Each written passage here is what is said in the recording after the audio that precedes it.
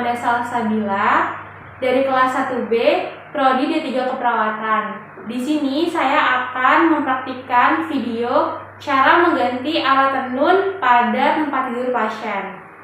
Nah, teman-teman, mengganti alat tenun itu sangat penting dilakukan oleh seorang perawat karena guna untuk menghindari adanya mikroorganisme atau kuman-kuman yang menempel pada alat tenun yang ada pada tempat tidur pasien. Kita dapat mengganti alat tenun pada tempat tidur pasien itu pada saat waktu selepas mandi atau bisa juga saat kita melihat alat tenun pada tempat tidur pasien itu terlihat sudah kotor dan perlu diganti. Adapun tujuan mengapa kita harus mengganti alat tenun pada tempat tidur pasien adalah untuk mencegah penyebaran mikroorganisme pada tubuh pasien dan lingkungan sekitar.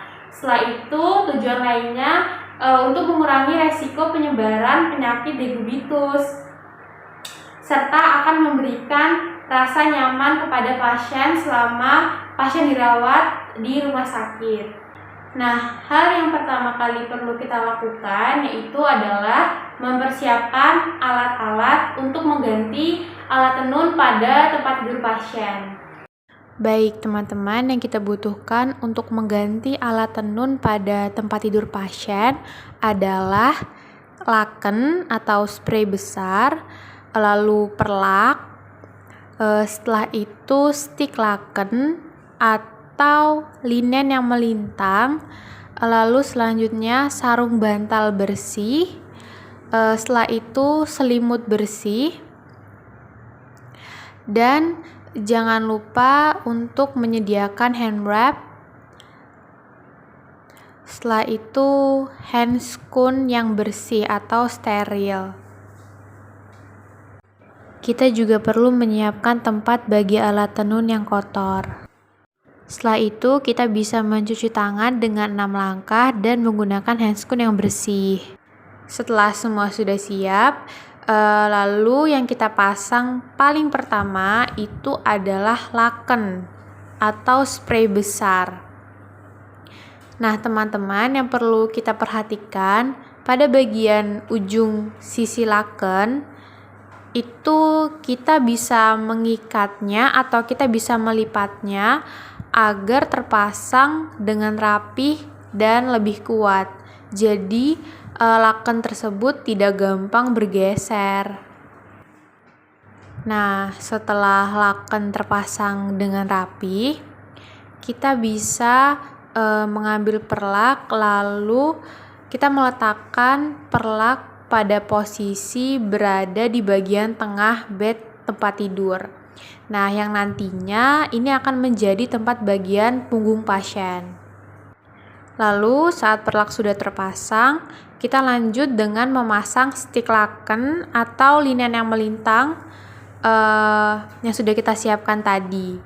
Nah, stik laken ini berada di atas perlak untuk menutupi perlak yang ada di atas bed tersebut.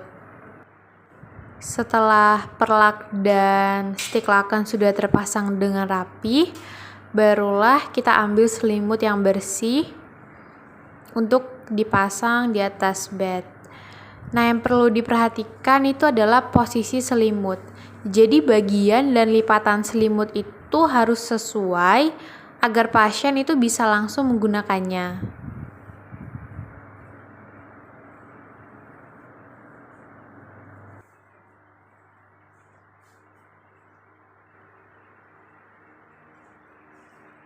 Lalu setelah itu kita bisa mengganti sarung bantal yang kotor dengan sarung bantal yang sudah bersih. Nah, setelah itu kita bisa letakkan sarung bantal tersebut di atas tempat tidur pasien. Nah, yang perlu diperhatikan kembali, untuk laken yang kotor, kita langsung letakkan pada ember atau tempat yang sudah kita siapkan di awal tadi. Lalu jangan sampai alat tenun yang kotor itu mengenai tubuh kita sebagai perawat yang menggantinya. Kemudian kita harus teliti pada saat mengganti linen, apakah linen tersebut kotor atau rusak. Kita harus segera menggantinya kembali. Lalu jangan sampai linen yang kotor itu mengenai linen yang bersih, karena akan menyebabkan terkontaminasinya dengan mikroorganisme dari linen yang kotor tersebut. Nah, setelah kita selesai membereskan alat-alat yang kotor, selanjutnya kita perlu melepaskan handscoon dan letakkan pada tempat yang sudah disediakan. Lalu kita lanjut dengan mencuci tangan 6 langkah. Baik teman-teman, itu tadi adalah video bagaimana cara kita mengganti alat tenun pada tempat tidur pasien. Semoga video tadi bermanfaat. Saya akhiri. Wassalamualaikum warahmatullahi wabarakatuh.